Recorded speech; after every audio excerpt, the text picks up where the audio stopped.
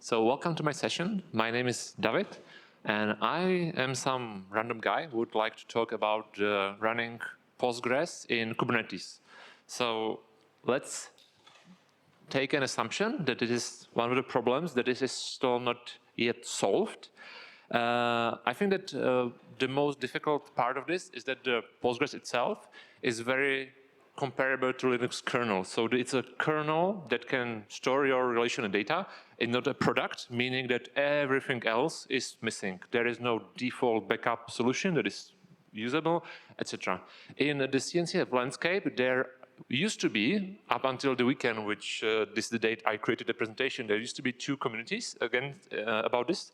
One is the data on Kubernetes, and there was recently a database as a service community which was disbanded and merged with the DOK as of this week. So this is one of the fresh updates in the presentation. Here you can see the GitHub stars that there are for the main projects. So we will compare 4 of them. I will get back to them very soon. In the presentation, there are many topics which are not covered, but definitely if you run a database as a service platform, you need to think about them. I will just highlight these because maybe each of these topics is for a separate presentation itself. So running Postgres, what does it mean? You can scale Postgres in very different dimensions, and it affects very, from a large scale perspective, how you would treat the Postgres cluster. So you can have a large database, and typically this means that you need to use completely different set of tools for backup and restore. If you have 1 gig database, SQL logical backup might be fine. If you have 1 terabyte of data, probably this is not the way to go. You need to have snapshotting, etc.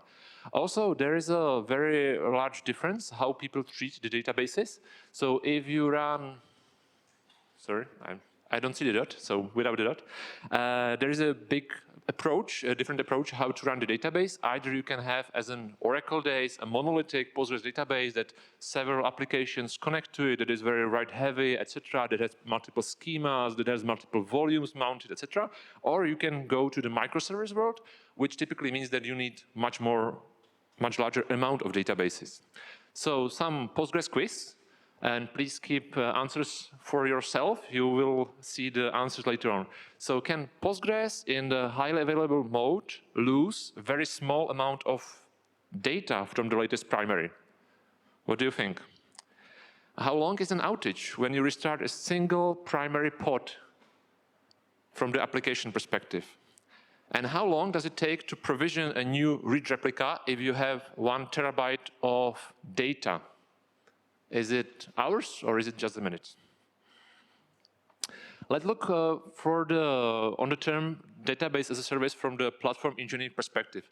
So you need to think about an enormous amount of things. I have highlighted just some of these, which I think are, from my experience, are the most crucial. So you need to have several things already in-house managed well.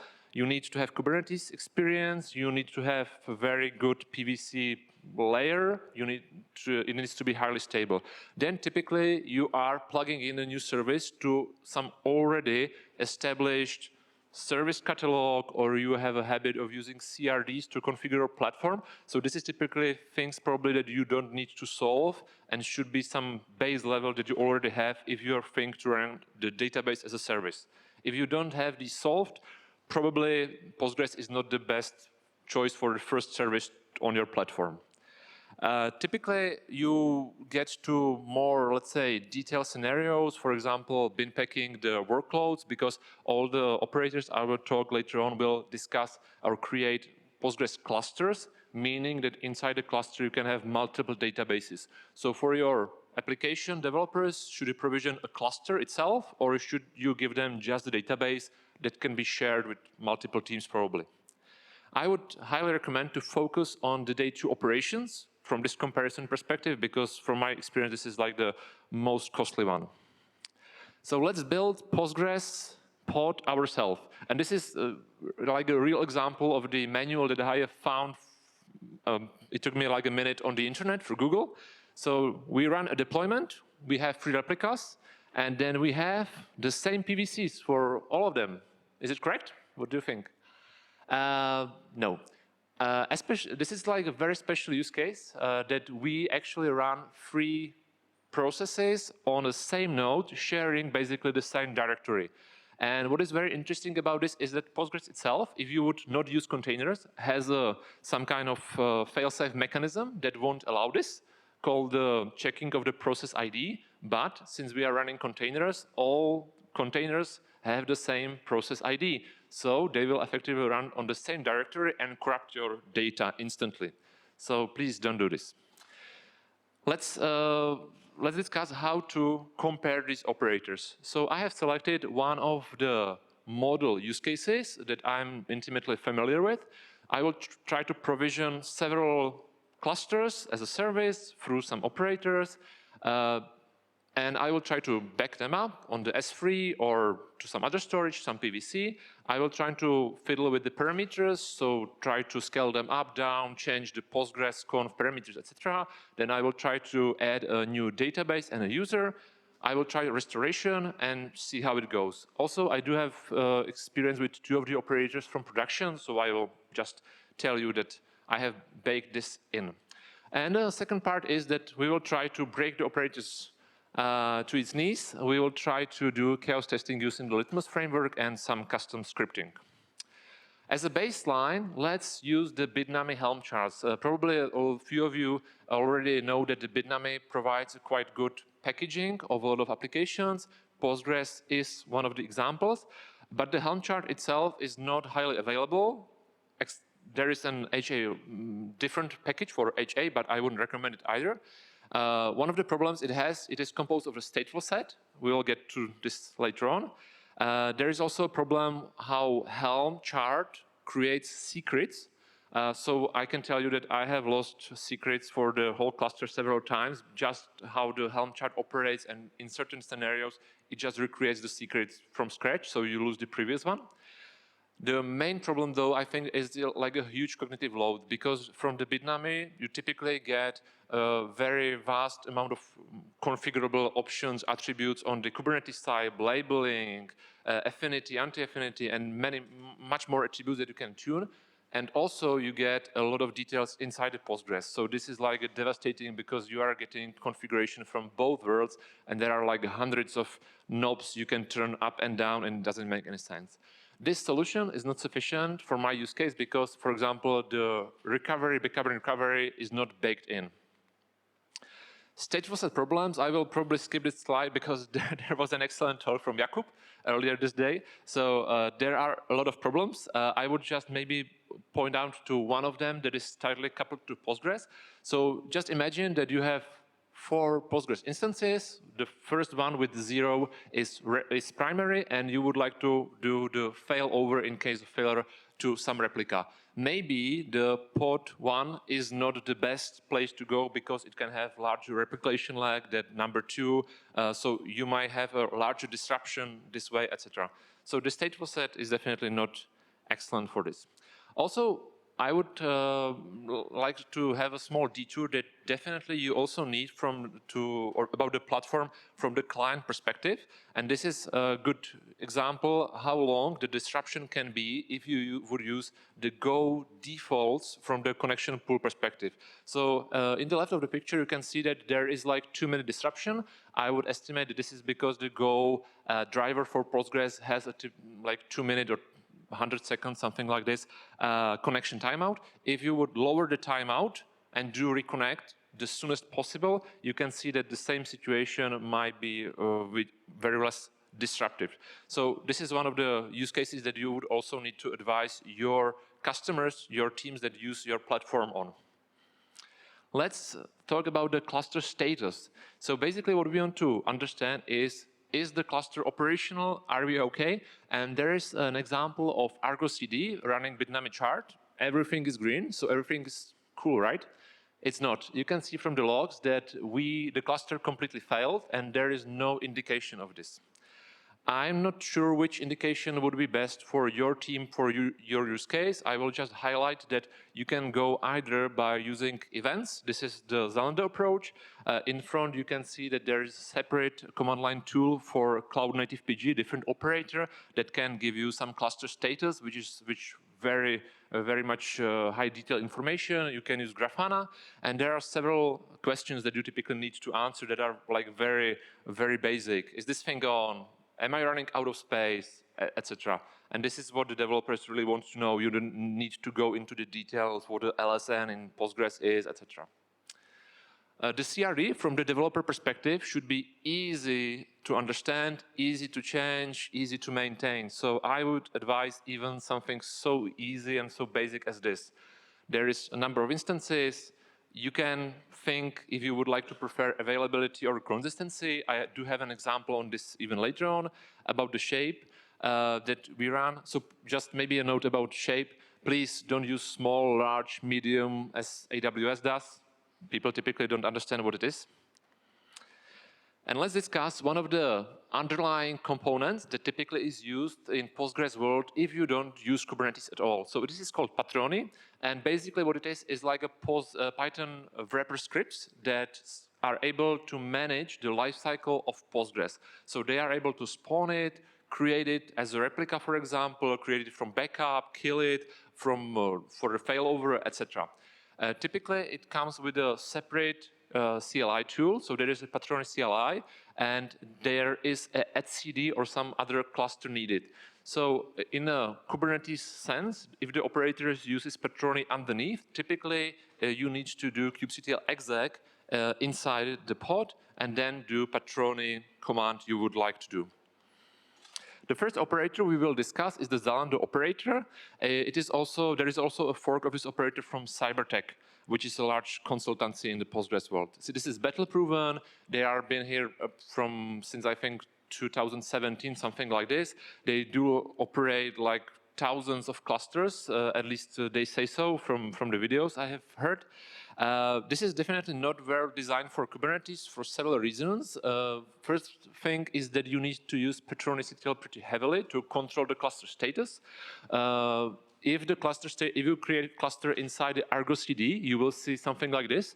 So for example, they don't use parent-child relationship between various resources inside the Kubernetes. So I have created a 3-node cluster here, but you are not able to see the pods, the secrets, etc. Containers are run as root, for example, which is not, I think, very advisable nowadays. But this is like very well proven. There are a lot of tuning options, and it is extremely stable. Let's look at a simplified architecture. How does it look like from perspective of the pod? So there is a stateful set. One of the things I would just like to point out as a disadvantage of the stateful set is, for example, that you are not able to create different attributes of the pods. So you have the same size of the primary and also the replica, which is maybe for your development cluster not desirable. Then there is a supervisor layer, which is from Arch Linux, and the Patroni is run onto it. There are several other tools that are run next to Patroni for backup, etc. And Patroni itself spawns PostgreSQL server. So this is like, there are several layers. I have even omitted how many containers are there because there are several, there are init containers, so it's quite complicated. The second competitor, let's say, is the Postgres operator, PGO from CrunchyData. It's also based on Kubernetes, but I think that it is there a lot of primitives of Kubernetes is used more the way the Kubernetes designers thought they will be used. So the stateful set, for example, can be created in multiple instances, meaning that you can have different sizes, different attributes, which is pretty nice. Containers don't require root. And one thing to note from the Postgres perspective is that you don't get a super user, for example. So you don't need, or you are not allowed to do several things, which is, I think, good in a way. So we do have two stateful sets or multiple stateful sets. We can describe the shape. Also, there is no supervisor layer. So the Patroni is run as a Postgres just inside the pod, and its lifecycle of the pod is controlled from the Patroni perspective. The third contender would be CloudNative PG, originally from Enterprise DB. This is a completely different approach. There is no patroni. The operator takes care of everything itself. So this is like very different. I would highlight the excellent documentation, which is neat. Definitely, there are very advanced features that the other operators lack. Notably, you can have separate table spaces, so you can have multiple volumes or PVCs in the Kubernetes world mounted to the same pod, which is a typical like architecture in the Postgres world. People advise. There is, of course, hibernation, which is able to kill the pods, leave the PVC. So, for example, for the dev environment, you are able to run it very easily and maybe cheap for the weekend or something like this. Just a side note that there is an ongoing effort to create a CSI snapshotting, meaning that as same, for example, in VMware world, you are able to do a snapshot of the PVC and then you are able to create a new PVC from that snapshot. And the reason is that instead of 10 hours for 4 terabytes of data, it takes just 2 minutes. So this is one of the answers for the previous question. So the backup can take either hours or minutes, depending if you use this particular feature or not. There is a KubeCon talk about this when they even present some demo. This is very interesting. The CloudNative PG architecture is even one layer flatter, and what is definitely interesting is that it spawns a lot of jobs, cron jobs, etc. in separate primitives.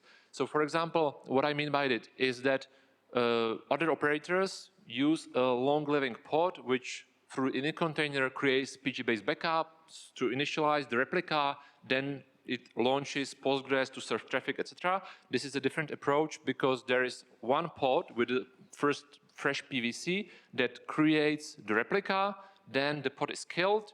On the same PVC, you run a different pod that serves the traffic, etc. So this is like the very different approach. The fourth and final one is the StackGres from OnGres, and I would just maybe like to highlight that this has extensive CRD support, and it also has a very good support for extensions. So there are like 110 extensions, which is far more than for all the other operators. The architecture is, again, completely different. So each pod is separated to several containers, and it is like, I would say, a VM itself. You can see a failure scenario there when one of the containers just failed to start, and I didn't, pretty much from the operator perspective, know what to do. Let's switch to the chaos testing and talk how to break the containers, how do they behave in certain scenarios. So I created a simple Go application that does in a loop one select, one insert, then sleeps for a few milliseconds.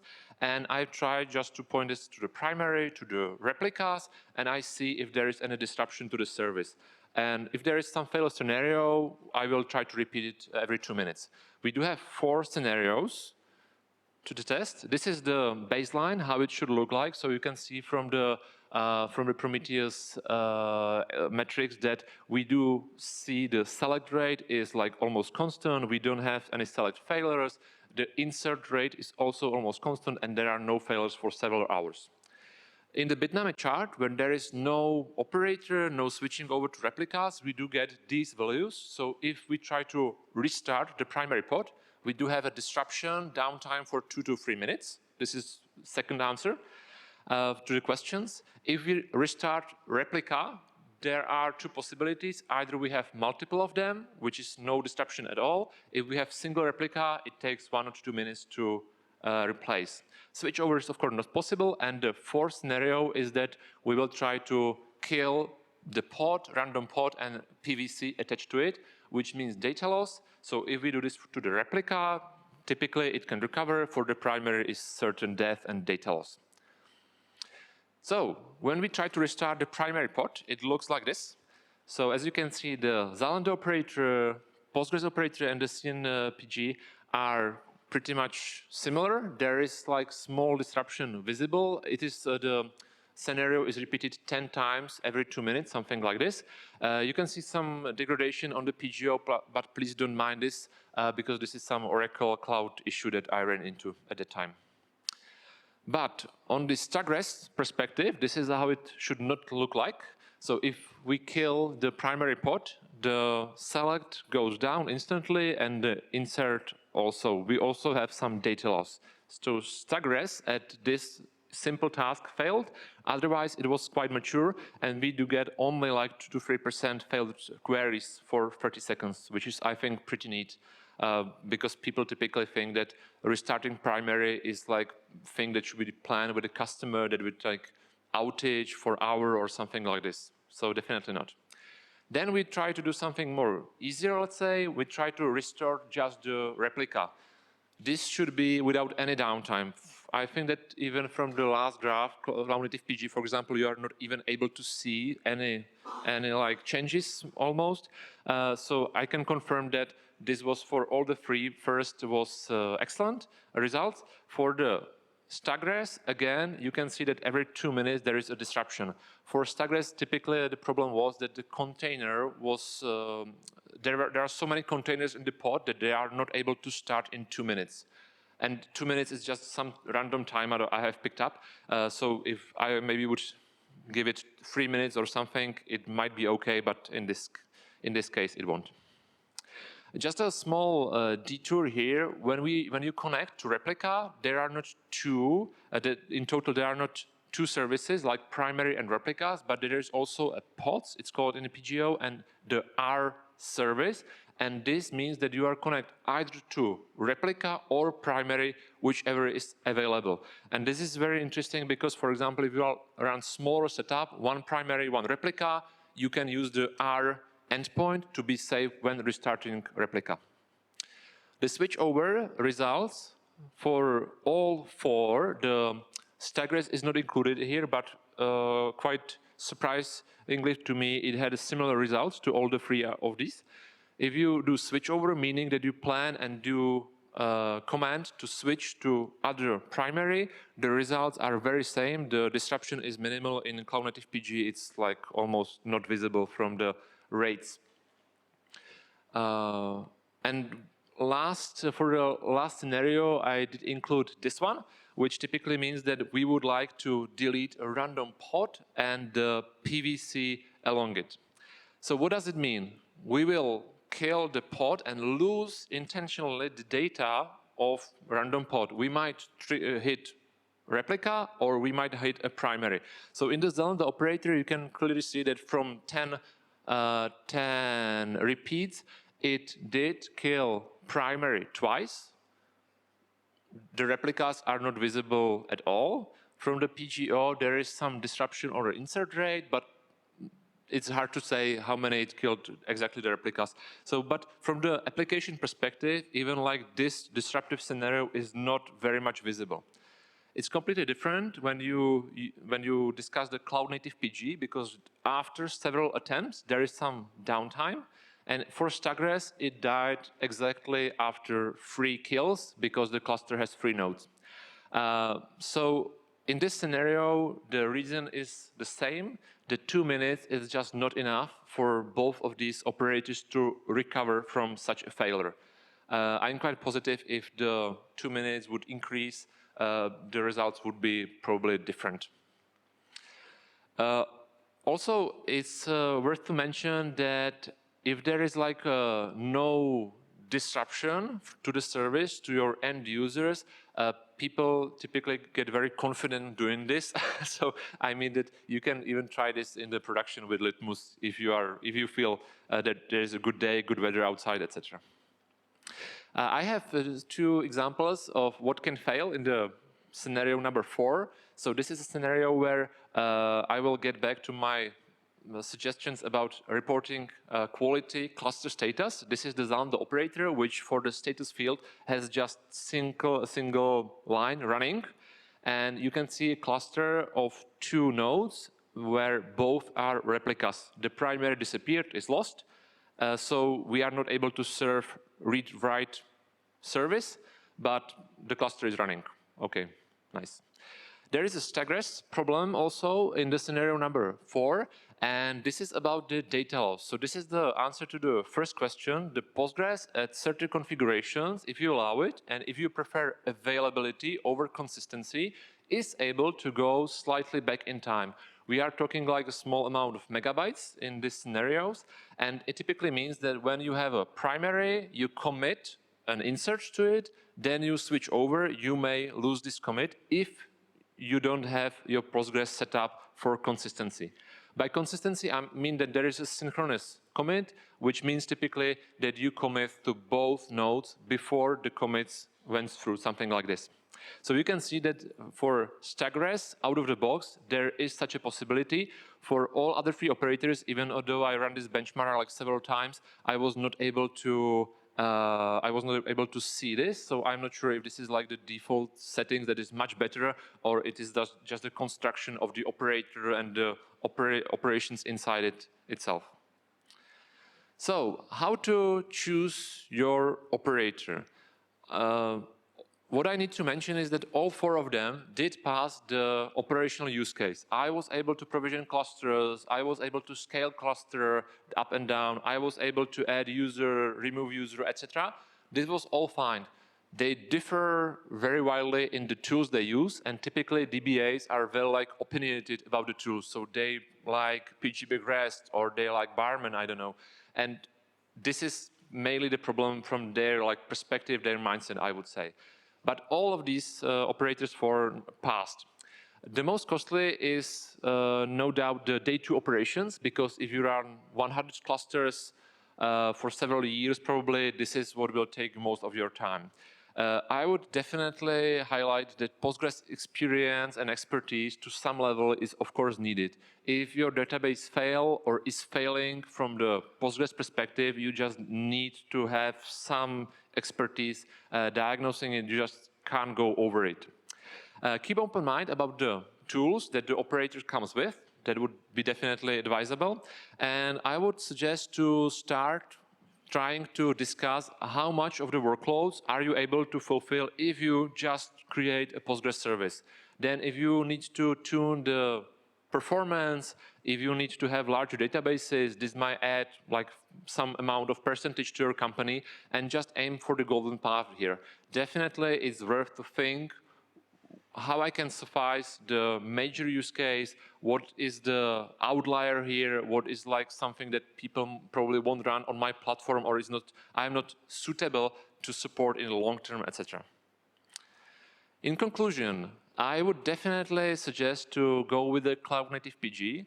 The arguments for this is that it's the most Kubernetes native, meaning that a lot of tools you use for other workloads help diagnosing this. You are able to see, for example, if the backup job has failed because it's a Kubernetes job, etc. The observability inside it is much easier because of its construction, that is just plain. In comparison, for example, with the Zalando operator, if you need to kubectl exec inside the pod, see that one service inside the supervisor is failing, this is very different to it. And it has a rapid adoption currently. What is the downside is typically that the DBAs don't trust it at all.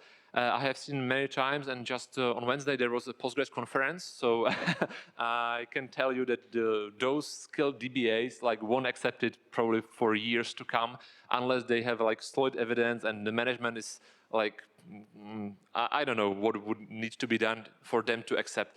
But DBAs typically trust Percona, so I have created a long version of the answer. The first you need to answer yourself is if you do have a Postgres experience, and are you able to launch a large, medium-sized database. If not, just don't think about it at all. Go with any managed service. Any managed service provider has better experience at this point that you do. Is not you would be doing not professional service to your company if you would try to start at this point. If you have Percona, it's basically about the tools. So do you prefer Cybertec or do you like Crunchy? You can go with either of the operators. They are definitely stable enough. One fun fact is just on Wednesday there was an announcement from the Cybertec that they will drop the operator, if I understood correctly, and they will support and switch to CloudNative PG, at least for their non-enterprise workloads. So CloudNative PG, in my opinion, is the clear winner here. But I would like to also to point out that all of three, except StackGres, they are production ready, and you can start building if you try yourself to tear them down, if you try yourself how they work, how they operate, and you are confident that you can do it. Definitely start small, but why not start now? For the last slide, I have included some references, so you can see more depth topics. I would highly recommend the last one, which discusses the recommended architectures, and there are many approaches that you can take, how to scale your pod that Postgres runs next to your node. If, for example, you have to have a setup that single node has a single pod, or you can mix it up with your application workload, etc. And the author of this is also the author of the CloudNative PG, so this is a very knowledgeable person in that sense. Thank you. We can switch to the questions, if there are any. Thank you, David. So first question: what is your preferred Postgres operator? Sorry, what are you currently using, and why would you highly recommend it? Okay, so CloudNative PG is my preferred one. I also ran in production Zalando operator. In comparison, I would say that what is like intimate, frightening about these operators is typically that they are excellent on the first day. So you create a CRD, they create a cluster, you populate it with data, it's all fine.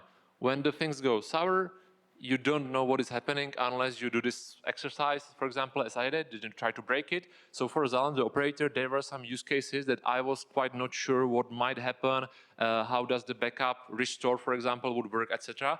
CloudNative PG was more transparent with this. I was able even to more easily configure through the CRDs how to back up to the cloud. So for example, the Barman as a tool for backup that CloudNative PG comes with, in my opinion, was much better in this way. Any opinion about CrunchyData PGO?